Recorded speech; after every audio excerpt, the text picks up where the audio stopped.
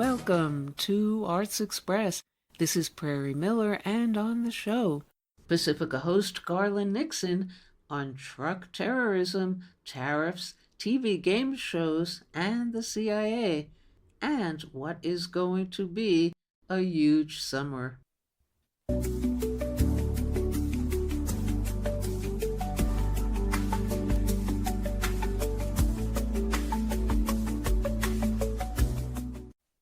Hello, Garland here, and we're going to talk about deals. Let's fake a deal. Let's fake a deal. You know, I thought about that. There used to be a game show for people in other countries who may not be familiar with it. There used to be a game show in America, and the name of the show was "Let's Make a Deal," right? And it was always like the game show host would say, "Okay, you can win this," and he'd have something there and say, "Or you can take what's behind curtain number 3." And behind curtain number 3, it could be something good, or it could be nothing. It could be a joke, whatever. But you had to keep making decisions. And if you took the next one, he'd say, okay, now you can take this. And he'd show you this great thing you had. And then you can go into the next thing. Or you could take box number 1, which would you choose, right? So it was, let's make a deal. And they were always bargaining. And he was always trying to figure. They had little games they would play. And it was actually a fun show. So the bottom line was, you never knew what was on the other side, but you knew it could be good or bad. So here we have what I think is interesting in America and the way Americans compartmentalize things. So here we have the United States playing ostensibly, let's make a deal. I call it let's fake a deal with 3 different countries. And people are talking about them as though they're 3 separate things, right? Oh, they're talking with the Iranians about nuclear, what the Iranians are allowed to do. Now, and the dynamic is this. If we start there and we put them all together, the dynamic here is what? You and I are talking, and I say you can or can't do this. If you're on a playground yard, if there's a bunch of kids, what is a child going to say to another child? And this actually boils down to the ultimate dynamics of any negotiation. What is a child going to say? One child says, you better give me that ball. That's my ball. What's the other child going to say? Who's going to make me? Right? Who's going to make me? And even kids will say things like this. And they're like, I'm going to make you. Yeah, you and who else's army? No, it's child talk. But it comes down to this. Listen to children. They understand the reality of nature. They're closer to the reality of nature than we are, right? The reality of nature comes like that. Who's going to make me? You and who else's army? What do? You're playing chess. The game's over. There's no way to change the outcome. Clear the board and start again. What's the point of going through the motions? Now, in the event of Russia, the war is effectively won by Russia now. Now, the only thing that the MI6 and CIA can do is what they're doing. They're doing some terrorist acts in Russia. We'll blow up a bridge. We'll kill some civilians. They can do that stuff because they're terrorists, and that's what terrorists do. But effectively, it's not. I'll make it a little bit different. It may affect the outcome of the war in that Russia is going to have the ability to impose its will on the Ukrainian conflict, and it could affect what Russia decides to, how they would decide to end up, how far they decide to go, how much they decide to destroy, what actions they decide to take.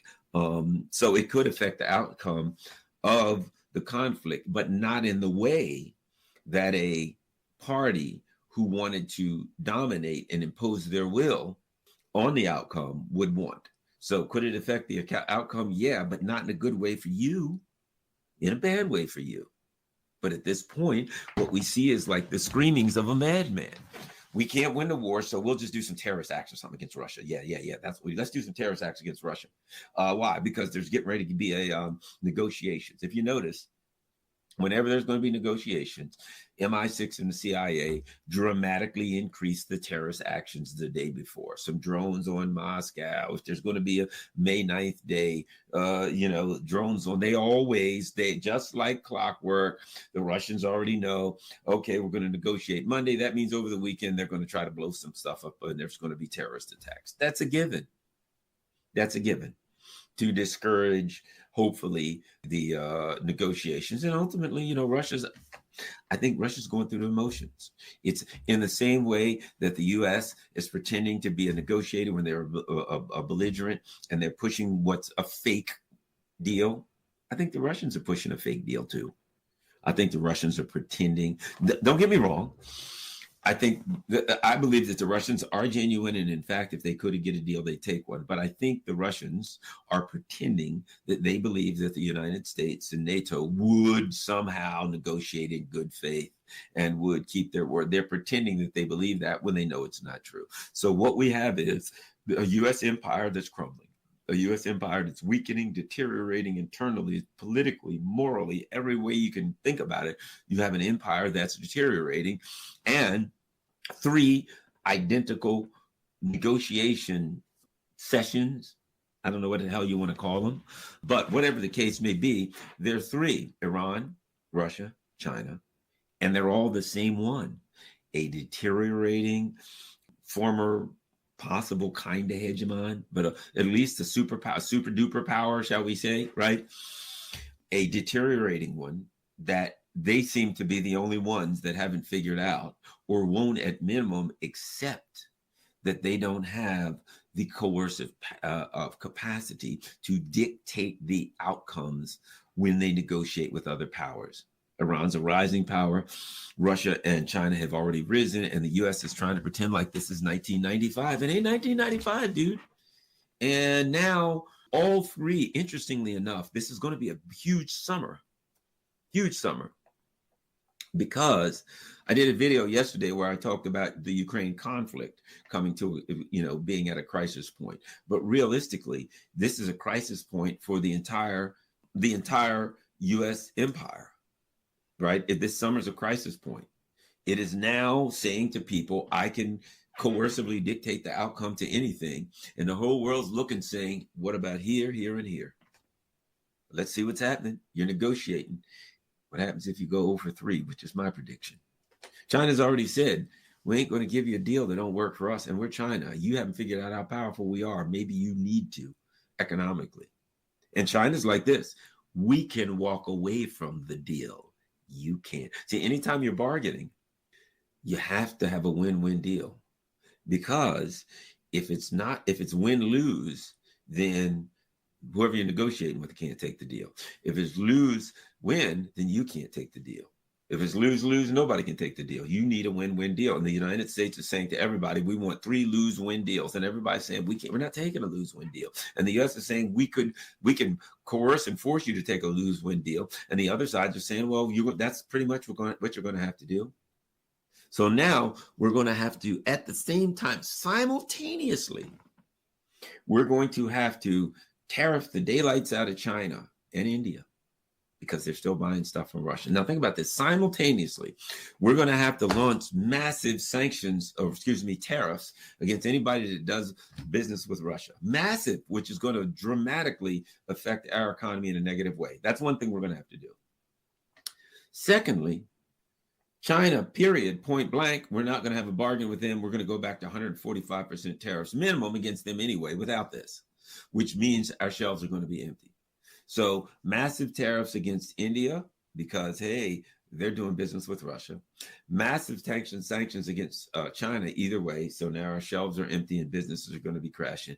And at the same time, we're going to have to attack Iran and start a war with Iran, which will immediately mean, if nothing else, the Straits of Hormuz are closed, which will triple, let's just say, minimal double, most likely triple the cost of energy.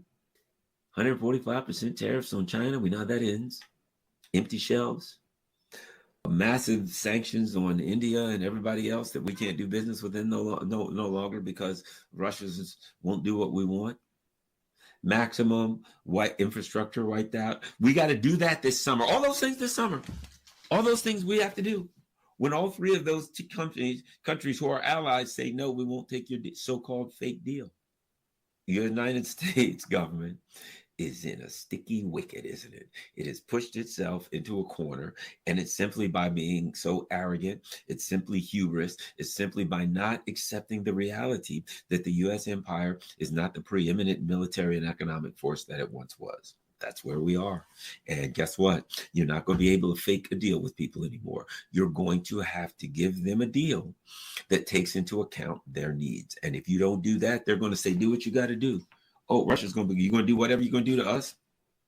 Got to do it. Didn't work. Sorry. Have a nice day. China's going to be like 145% tariffs. It is what it is. We're ready to live with it. And Iran's going to say, you're going to attack us? All right, we got to get ready to mine this. We don't have time to talk with you right now. We're too busy mining the Straits of Hormuz. We will see what's going to happen.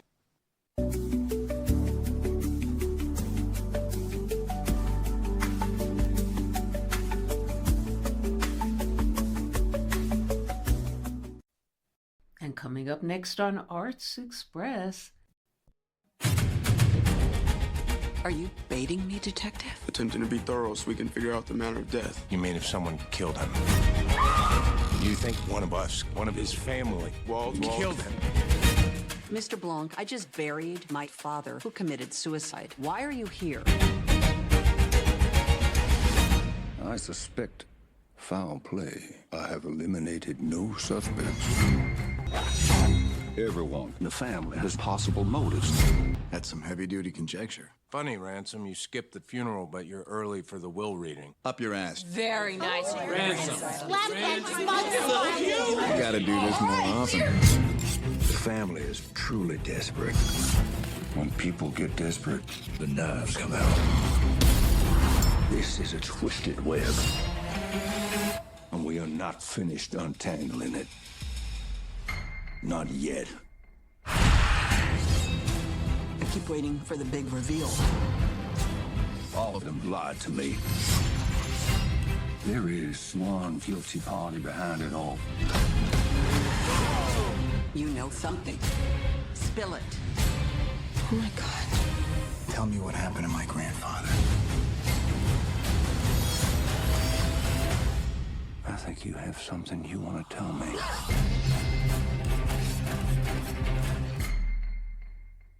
And those were scenes from Knives Out, described as a mystery thriller investigating the death of a prominent crime novelist, quote, sifting through a web of lies and red herrings to uncover the truth, and with a focus on the wildly dysfunctional Thrombey family as suspect, including possibly Juanetta Thrombey, portrayed by Kay Callan, our guest on the show, in a conversation about her latest film, So Torn, characterized by a different sort of weaponry, the local designated mobile seamstress, armed instead with needle and thread, and the 89-year-old Callan still feisty enough to face off as the town sheriff and actually the entire police force herself there. Callan also revisits her first film, which kicked off the subversive Hollywood renaissance of the 70s as well, the controversial classic Joe, in which she portrays the late Move Over MAGA Peter Boyle's wife, sharing memories of Boyle as well. First, some scenes from Joe, then Kay Callan. Hey Joe, don't it make you wanna go to war once more?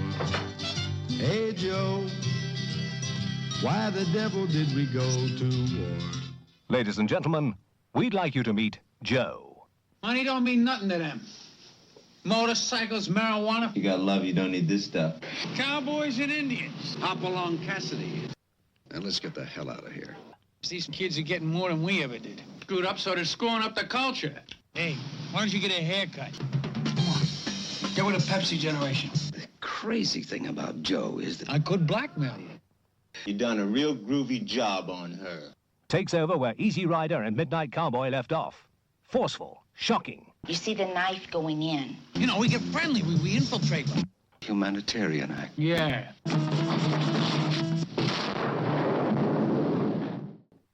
Hello. Hi, Prairie. Good morning, and what a great name you have. Thank you. Well, hello, Kay Callan, and welcome to our show. Thank you. I'm very excited to be here. Okay. Now, you played the wife of Peter Boyle in your first film, that screen classic Joe. What are your memories of Peter Boyle? You know, it was just the best because Peter and I, it was very early in our careers. And Peter had already such an interesting background. He had been a brother for a while on his way to being a priest. And then he didn't do that. And he had also been in Chicago, and he had done Second City there. So when we did the film, and Peter kind of had this character of Joe, some version of that he'd been playing in various things, which he brought to the film. And we were both just beginning actors who were like, oh, we really, this was an independent film. We didn't know that anybody was ever going to see it. And then it ended up on many people's 10 best list, which was just an amazing thing. It was Susan Sarandon's first film. It was my first film. It was Peter's first film. And it's one of those stories about, a whole bunch of actors who start out together at kind of the same time. Susan, of course, was much younger than we were in her start. But Peter had been around a while, and I had just gotten to the city 3 or 4 years ago. I had moved from Oklahoma. So it was a wonderful experience, and Peter was a wonderful person to play with. And what was it like acting with him on set? What was special about him? Well, he's a really good actor. We just clicked with each other, and I find, I can't think of anybody I've really ever had a bad acting experience with. Well, anybody I want to talk about. And that wasn't because they weren't good actors. But, Peter and I were just on the same page. We were very well cast for what we needed to play. And so with John Avildsen, who's a wonderful director, he can just tell you 1 or 2 words, and then oh, okay, I know everything else to do. So it was an interesting thing. It was a new thing. Now, what was it about portraying Miss Engel that drew you into So Torn? Well, first of all, our director, Freddie McDonald, when I read the script, but it was just a film, a part that just kind of had my name on it. It was so much fun to be this strange person. And what can you say about the many unusual hats you wear at the same time in the movie as the town police force and conducting marriages occasionally at the same time? Well, what's cool about it is, her backstory is that she came there to ski, and then she ran out of money. And then, this is in my mind, but then it was like, well, hey, you can make extra money as justice of the peace. Oh, okay. And then you can make money as the sheriff. Oh, okay, I can do that. It kind of went on from there. I just think it's the most fun thing. And what were the challenges for you as an American in Switzerland among a mysterious mix of cultures running around town? It was really no real challenge at all. It was, we just had the best time being there. And I'd never been to Switzerland before, and it was a tiny town, and then a tiny town where we stayed, and then an even tinier town where they bus us to every morning where we shot. And it was so charming, and the people were so welcoming. And so there was really no challenge to it at all that I can think of. And what did you figure out about Miss Engel and getting inside her head to portray her? Well, just that. She didn't know very much about it. And, she has never pulled her gun before, which is why it's such a challenge when she pulls out her gun. So Miss Engel, but she knows everybody in town, and she's not flustered by anything, as you can see. So it was just great. And with mothers, how would you compare and contrast the mothers you've played, Clark Kent's mother, Martha, in Lewis and Clark, and the mother of John the Baptist in The Chosen? Wasn't that the best? I was so excited to get to be on The Chosen. And Dallas Jenkins, who is the director, another person I had worked with when he was just starting out, back 25 years ago, I was in his first feature. And so, there's nobody in his script during all this time who looks like me. And so then they need somebody who is my age. And we got brown contacts, and I got to do it. Yes, it was quite a difference. Working with Dean was just a pleasure. And about, 4 years ago or something, I did a Comic-Con in New Jersey, and I was in the booth right next to Dean, and I had not seen him in the 25 years since we did Lois and Clark, and it was as though we had just seen each other yesterday. And how do you feel roles for women or attitudes towards actresses have changed in the film world through the decades, if at all, and in movies like Yeah, I'm with you with it. So Torn? Yeah. Well, first of all, I like that you said if at all, because really, I'm happy there's more, and I'm really happy there are more in my current age group, because for a while there were just absolutely none, or at least it was very, very difficult, because the stories are about young people, because young people really run the world. And it's funny, because when I was young and I got all those jobs, I thought, well, I'm just really talented. And now I realize, no, you were just really young. And you once said about acting, quote, with drive, wit, vision, ego, and a masochistic outlook, there is always room. Please elaborate. Did I say that? I know I said a lot of things, and that's true. I really think, it's, well, I don't know whether you know, but I also wrote a series of books for actors, writers, and directors about how to get work in the business. And so I interviewed a lot of people about their journey and where they came from and what their backstories. And we're seeing so many great bios that are coming out by actors now that you can actually listen to in their voice. And most of us have had an either real or imagined background of rejection. There are some kids who, no matter what you do for them, they think, well, you just never gave me anything. So it could be that the parents tried the best they could, and kids just never got it.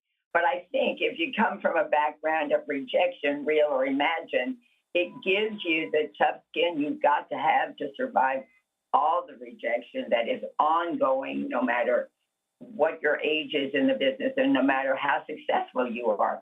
I still say, stardom is just unemployment at a higher rate of pay. And are you working on anything next?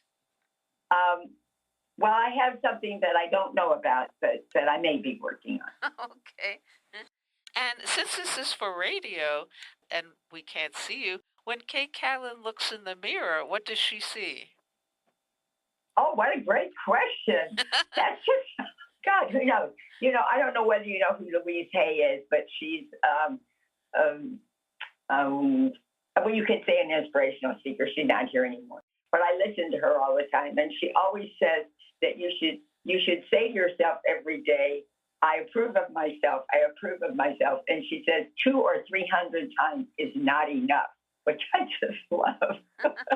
So I try to say I approve of myself. And you know what? I am so grateful to be so healthy and so active and so strong at my age and to still be working. And so I look in the mirror and I kind of say, good job. And what was it like playing a cop in So Torn? It was just the best. I just loved getting to play a cop and getting to pull a gun unsuccessfully. It was really fun. And, really, she was, I can't remember, it's a cop, a justice of the peace, and then I'm something else. I'm a cop, a justice of the peace. And, well, anyway, so I have 3 jobs. So it's like she's, as all women, probably you too, if you can hold down a full-time job, and then if you're a wife and you're a mother, which means, you're the maid and you're the everything else, it's kind of just like being a woman, actually. And in your enormous and outstanding career, what has meant the most to you? Well, we know, of course, working with Peter Boyle, but what else has meant the most to you? Well, I'm really proud that I got to work with Glenda Jackson and George Segal in A Touch of Class early in my career and meet people of that caliber. I've played with so many people. I'm so grateful. I guess the main thing, I've always been a working actor. I'm always interested when people say, well, why did you take this job? And it's like, because it's a job. Actors really need a job. And, as soon as you get one job, you're unemployed right after you leave. And so it's always thrilling to just go on another set and meet new people. You make a new family every time you work. And I am so grateful for all the opportunities I've had and all the people who cast me. I remember when I first came to LA from New York, Jane Murray was Norman Lear's casting director, and she knew my work, and she called me in, and then I got to do a lot of work for Danny. And when I first went to New York, and I was doing commercials, I remember meeting Barbara Badina at Young and Rubicon, who was the casting person, and commercials, saved my. I have 3 kids that I was supporting on my own, and so I was, I needed work, and that she saw me, and I was right for that stuff. And all the casting directors who've ever called me in, I really appreciate that, and I don't think they get enough recognition. When you win an Academy Award, yes, you thank your drama coach, but you need to thank the person who cast you, because they're the ones who gave you that opportunity. Okay, well, thank you so much, Kay Callan, for joining us on the show. Thank you, Prairie. It was nice to meet you. Thank you so much. It was fun. Okay, bye. Bye-bye. Crossways Theater presents its 8th Annual Women's Festival, Saturday, June 7th from 1 to 4 p.m. at 66 West 94th Street, Community Room. Plays include After Roe by Lionel Hamanaka about the impact of Roe reversal in red states, Fran Hanman's The Sticking Point and What Are Families For, Kathleen Potts' Writer Wanted, Actor Needed, whose characters include William Shakespeare, and Anita Webb's Extraterrestrial Fantasy Comedy, Where Females Have Become Extinct. These plays feature award-winning actors Deb Armelino, Donna Wandry, Beth Griffith, Mark Solari, J.R. Carter, Charlene Hartman, and Karen San Lee, with homemade refreshments. The admission is free. Thank you, Lionel Hamanaka. And coming up next on the show. Hi, this is Jack Shalom. Recently, a man named Elias Rodriguez was arrested for shooting and killing 2 Israeli embassy staffers in Washington, D.C. There's been lots of coverage in the mainstream and other media, but what you may not have seen or read is the actual 900-word manifesto that the alleged shooter left behind, merely quotes from it, so I thought I would read it in full. Now, it's not that such manifestos are never reprinted. The New York Times, as the, quote, paper of record, has printed several such manifestos in the past, but for some reason they didn't see fit to print this one. I will pass on motive, but clearly its effect is that it allows them to print nonsensical articles, implying or outright claiming that somehow being against the burning and starving of the captured children and adults of Gaza is synonymous with being anti-Semitic. And yet on the same day that the Times devoted not only half of its front page to the workers' killings, as well as 2 full inner pages on the lives of the 2 Israelis killed, and please let me know when the lives of the Palestinians that were burnt that same week get this same column space in the Times, the Times prints another article titled Anti-Jewish Violence Has Surged Globally Since Attacks by Hamas, clearly trying to conflate anti-Zionism with anti-Semitism, which ignores the many, many Jews in the anti-genocide movement. When will the Times correct that headline with the proper one, which would correctly read, not anti-Jewish violence has surged globally since attacks by Hamas, but attacks by Israel causes global surge in anti-Zionist resistance. The manifesto was first obtained and published on X by journalist Ken Klippenstein, who incidentally, or not so incidentally, got a visit from the FBI the very same day he posted it, clearly an attempt to intimidate him and maintain narrative control. For the U.S. and Israeli governments, it is crucial that any anti-Israeli action be immediately tagged as anti-Jewish and anti-Semitic.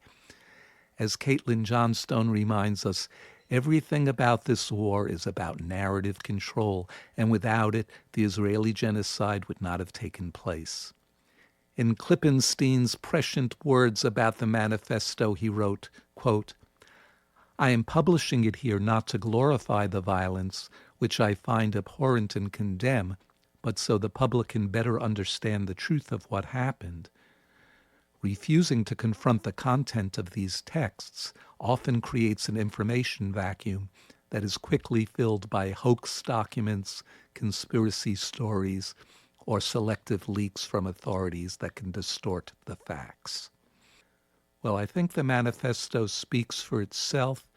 Whether the killings were A, morally justified, or B, strategically and tactically justified, are questions we will each have to answer for ourselves, but at least get the story right. Here, then, is the manifesto of Elias Rodriguez. Explication, May 20th, 2025. Halintar is a word that means something like thunder or lightning. In the wake of an act, people look for a text to fix its meaning, so here's an attempt. The atrocities committed by Israelis against Palestine defy description and defy quantification. Instead of reading descriptions mostly, we watch them unfold on video, sometimes live. After a few months of rapidly mounting death tolls, Israel had obliterated the capacity to even counting the dead, which has served its genocide well. At the time of writing, the Gaza Health Ministry records 53,000 killed by traumatic force, at least 10,000 lie under rubble, and who knows how many thousands more dead of preventable disease, hunger, with tens of thousands now at risk of imminent famine due to an Israeli blockade, all enabled by Western and Arab government complicity. The Gaza Information Office includes the 10,000 under the rubble with the dead in their own count. In news reports, there have been more than 10,000 under the rubble for months now, despite the continual making of more rubble and repeated bombing of rubble again and again, and the bombing of tents amid the rubble. Like the Yemen death toll, which had been frozen at some few thousand for years, under Saudi, UK, US bombardment before being belatedly revealed to stand at 500,000 dead. All of these figures are almost surely a criminal undercount. I have no trouble believing the estimates that put the toll at 100,000 or more. More have been murdered since March of this year than in Protective Edge and Cast Lead put together. What more at this point can one say about the proportion of mangled and burned and exploded human beings whom were children? We, who let this happen, will never deserve the Palestinians' forgiveness. They've let us know as much. An armed action is not necessarily a military action. It usually is not. Usually it is theater and spectacle, a quality it shares with many unarmed actions. Nonviolent protest in the opening weeks of the genocide seemed to signal some sort of turning point. Never before had so many tens of thousands joined the Palestinians in the streets across the West. Never before had so many American politicians been forced to concede that, rhetorically at least, the Palestinians were human beings too. But thus far, the rhetoric has not amounted to much. The Israelis themselves boast about their own shock at the free hand the Americans have given them to exterminate the Palestinians. Public opinion has shifted against the genocidal apartheid state, and the American government has simply shrugged. They'll do without public opinion then.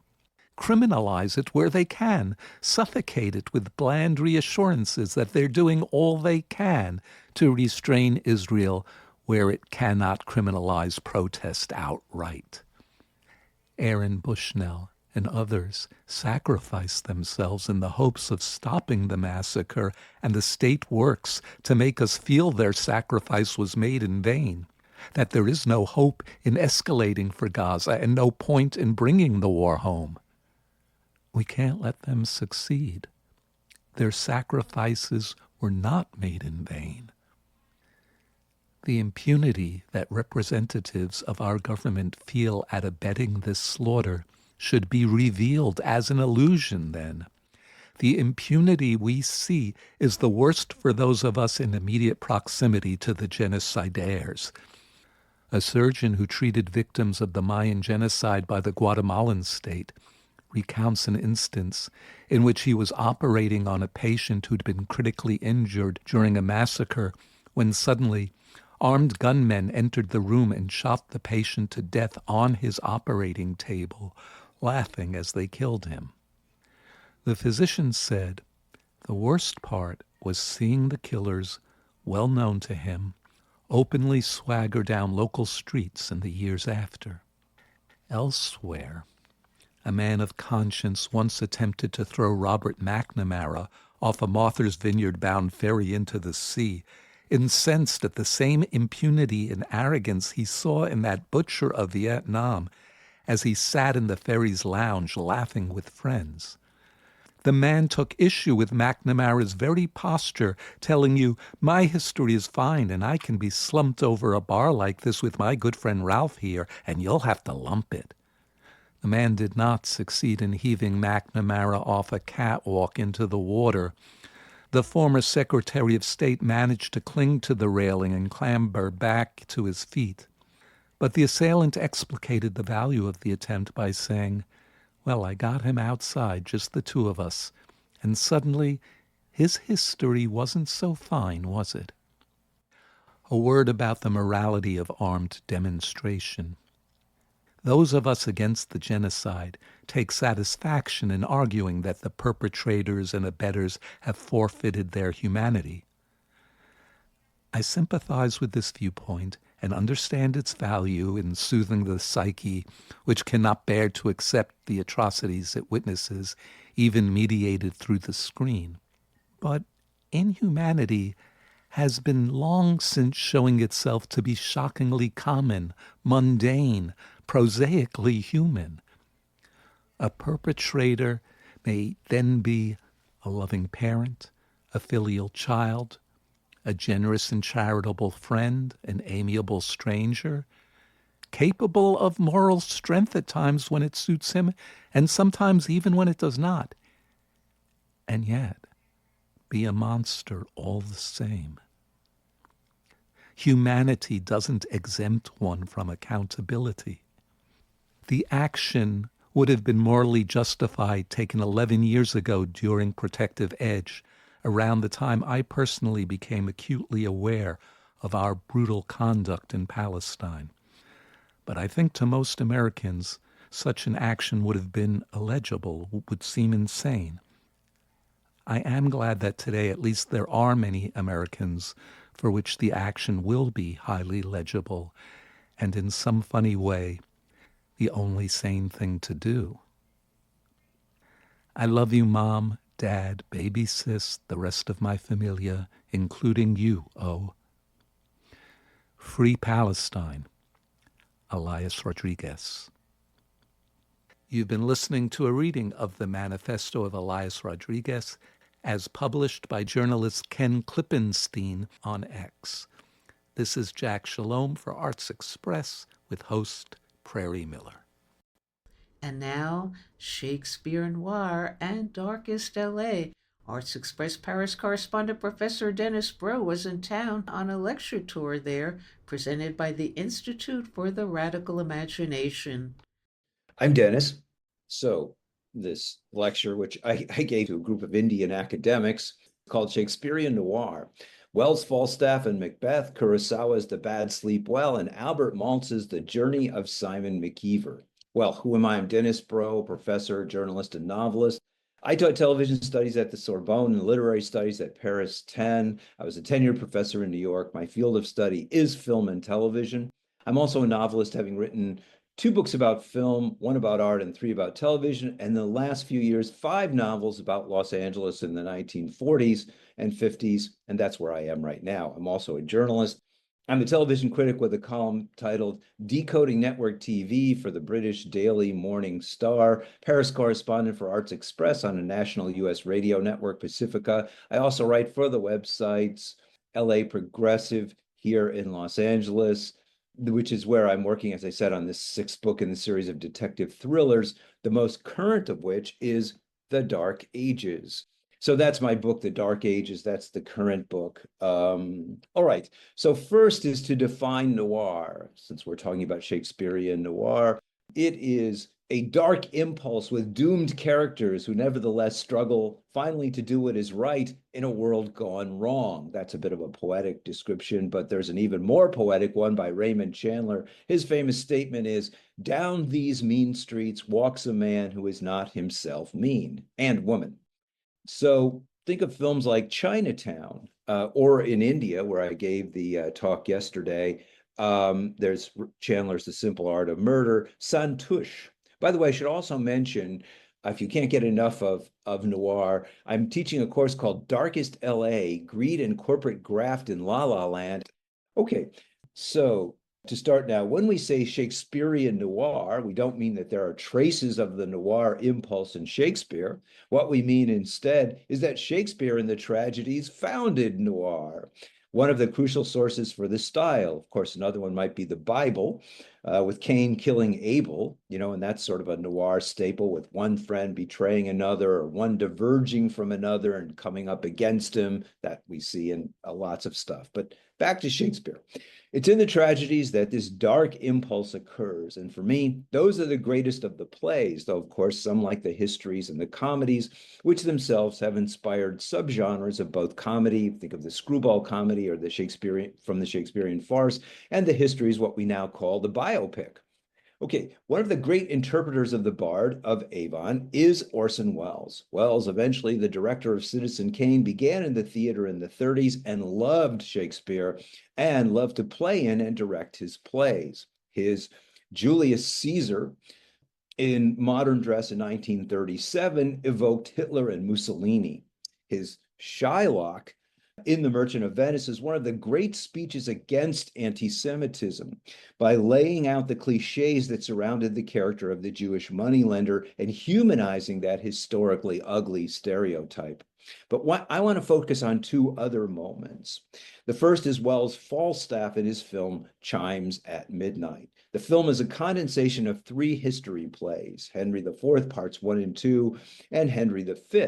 But the story is focalized through the bawdy, rowdy character of John Falstaff, who Welles makes the tragic hero, with Welles describing the story itself as its core a betrayal of friendship.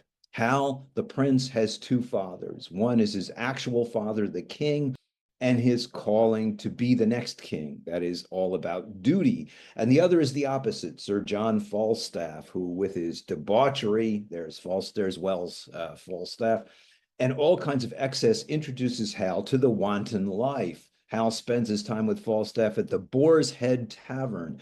In war, when Falstaff goes to war, he hides in the bushes. But when Hal takes the kingly mantle, he deserts his old friend and drinking companion. It is seen in Welles' version as an utter betrayal. And he says the famous lines, which we're going to also see Welles say, "I know thee not, old man, fall to thy prayers, how ill white hairs become a fool and jester. I have long dreamed of such a kind of man, so surfeit swelled, so old and so profane. But being awaked, I do despise my dream." And that is Hal turning on his friend and betraying him. So I'm going to play now a clip, or the last clip from Falstaff, from Chimes at Midnight, because Falstaff has realized Hal's going to be the king, and he thinks, wow, this is really going to open things up for me. I'm going to get a nice retirement out of this. And so he goes to talk to him. Have you your wits? Know you what 'tis you say? My king!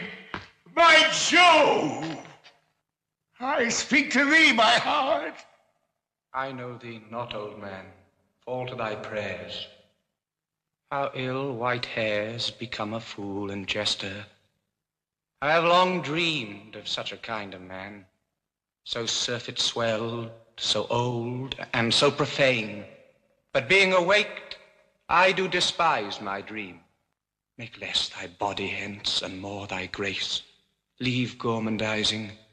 Know the grave doth gape for thee thrice wider than for other men. Apply not to me with a fool-born jest. Presume not that I am the thing I was.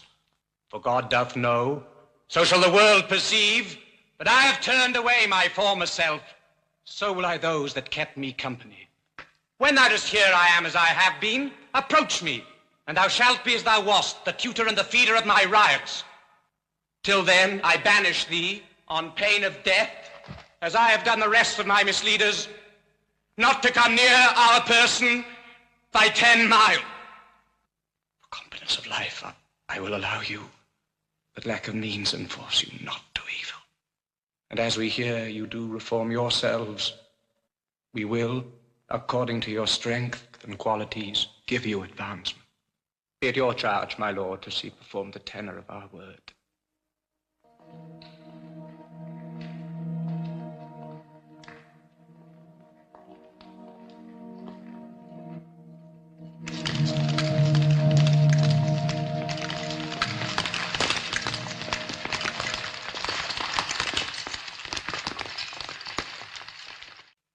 It's sort of amazing when literally Hal really does turn his back on him. And the thing I love the most in this is that after he's said, well, we're kindly not going to kill you. We're just going to banish you from everything that you know when you came here thinking that you were going to, maybe get a retirement or whatever. And Falstaff looks at him like, are you kidding me? Can this really be the same? And then, of course, the whole denial of this whole life was just a dream. It's as Louis Althazar called it, interpolation, this calling into power, in a sense, destroys, in terms of Wells's view, in terms of Falstaff's view, destroys Hal. It doesn't make him a great king. A kind of savage indictment of power and how to assume absolute power is almost to be inhuman. And you're totally right. What Wells does is he takes the history plays and he turns them, by combining the three of them, into tragedy, as viewed from Falstaff's perspective, instead of simply as history play. Okay, that was a great comment. So now we're going to look at Wells' Macbeth. This is done for Republic Studios, a studio that did B Westerns and home of the B Western Republic. And there's much galloping around on those well-worn horse paths. But this is also at the time of the blacklist, of beginning of McCarthyism, the Red Scare. And Wells adds a layer to Macbeth, making him not just a creature of blind, naked ambition, but the epitome of this corrupting power, the killer of all around him, infecting the Scottish kingdom with a venom of ambition, which knows no bounds, and then discovers he has sealed his own doom. Wells does this film just before he has to leave the country in 1948, as he was hounded out by the IRS for, he claimed, his political beliefs, which were very left and very much of the popular front at the time, which was there was a sort of corporate offensive to rid the country of these kinds of beliefs, and they rid the country of Orson Welles. And Macbeth's path, ironically, matches that of Senator McCarthy himself, at one point commanding absolute power and terrifying the populace like Macbeth, and then falling from those heights in what was called the Army McCarthy hearings, where a lawyer, Joseph Welsh, confronted McCarthy about his underhanded tactics, saying, "Have you no decency, sir?" And overnight, McCarthy's power faded, and he slunk back to Minnesota, where after a while he died of drinking. So there is a little bit of a Macbeth there. Okay. And Wells talks about how the best flee the kingdom, Malcolm and Macduff, as Wells himself was about to be forced to flee this darkness which was consuming the U.S. Now, we're going to watch a clip, the Banquo scene here, and this visually is the noir period in Hollywood in 1948. Macbeth, played by Wells, has just ordered Banquo, his best friend, murdered because he fears him as a rival. And we see him talking to the killers, and then in the same shot, a long take, so we don't cut, he moves from the killers into the banquet, where he's haunted by his guilt, as the film noir hero frequently questions his own actions. Okay, let's see if I can play this. And here we go. Okay, so he's just come from the two killers of Banquo telling him Banquo is dead. Now he goes without cutting. We don't cut. And he just, the camera just follows him as he enters the banquet feast. And you see how dark it is. This is really the noir style, and this is 1948. It is the epitome and moment of the noir style, which mixes very well with Macbeth. You know your own degrees. Sit down. And first and last, a hearty welcome. Here, had we now, our country's honor roofed, where the grace person of our Banquo present. His absence, sir, lays blame upon his promise.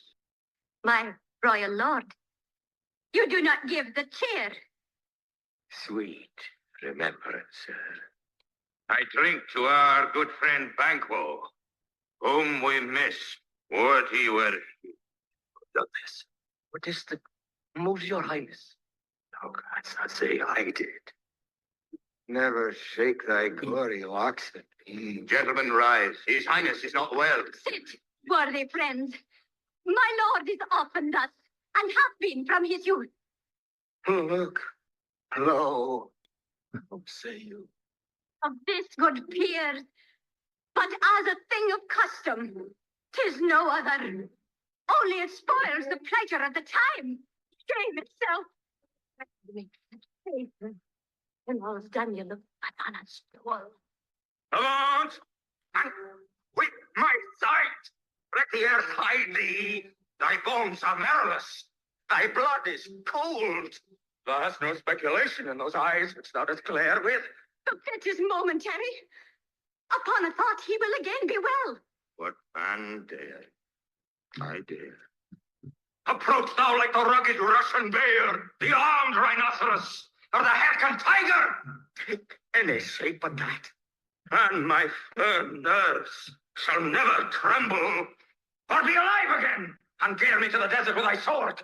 If trembling I inhabit, then protest me the baby of a girl. Hence! In painting of your fear. To be continued. And that's all we have time for today on Arts Express, expression in the arts. And if you'd like to express yourself too, you can write to us at theradiogoddess@gmail.com. Until next time, this is Prairie Miller leaving the station.